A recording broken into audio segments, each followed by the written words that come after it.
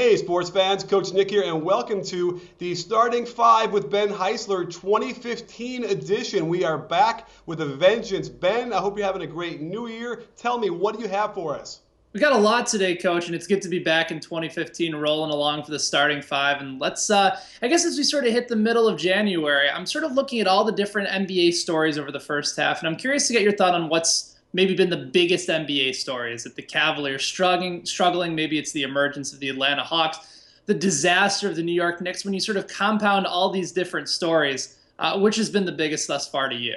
I mean, I think clearly the Cavaliers. I think the Hawks are a nice surprise. They're going to have to do it for another 40 games for it to really sink in and for us to really feel good about that. And then the Knicks, I didn't think that they were going to have much to go on anyway because, looking at their roster, they were definitely in rebuilding mode. So for sure, the Cavs struggling has been a real interesting storyline for me to watch. The Knicks thing has been fascinating, only in the sense because I thought they'd be bad. I didn't think they'd be this absolutely atrocious. And this is probably actually the best thing for their franchise moving forward. You're right. The Cavaliers story is absolutely the top one in the NBA. They're 19-20 right now.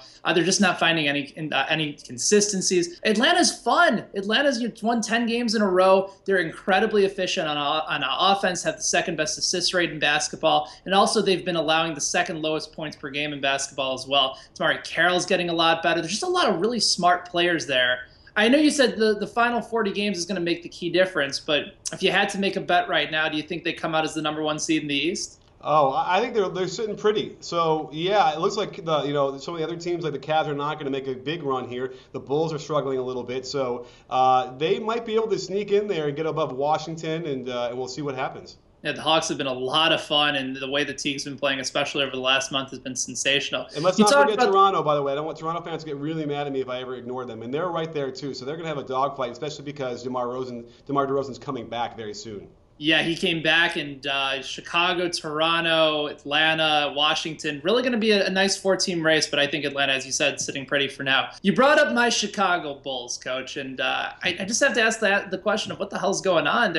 They've lost 2 in a row. They've lost 4 of their last 5. Home losses to the Jazz, the Magic, and the Wizards, which really isn't, a major issue. But they're 12-9 at home.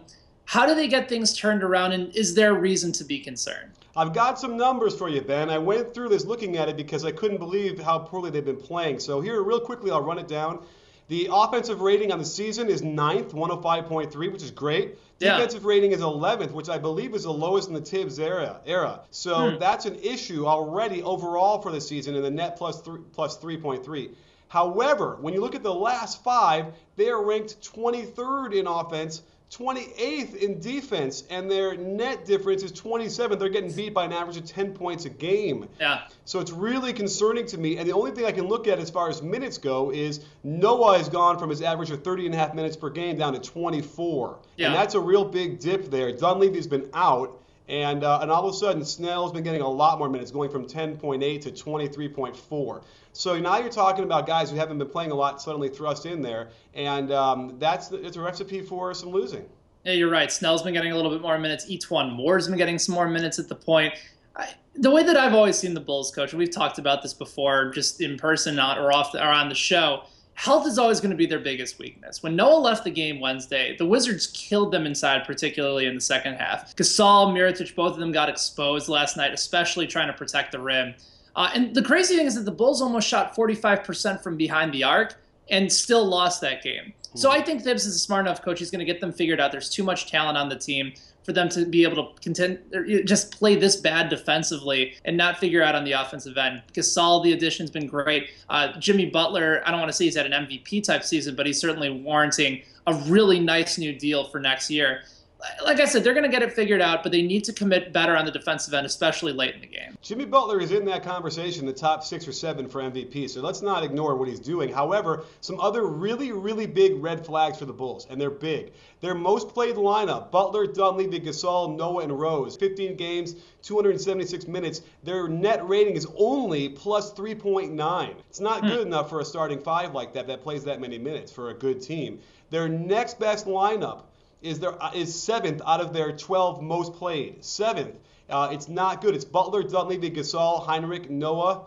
So their next most played lineup is actually 7th out of their top 12 lineups, and that is negative 8.3. It's not good. The second most lineup they're playing is in negative figures. Their best lineup, though, is Butler, Dunleavy, Gasol, Heinrich, and Mirotic. Smaller sample size, 13 games, 47 minutes, but they're plus 38. So we got to see more of Mirotic in there for sure, and I think that they're going to have to figure out these rotations a lot better. I think Mirotic, by the way, it's looking like the favorite for now for Rookie of the Year.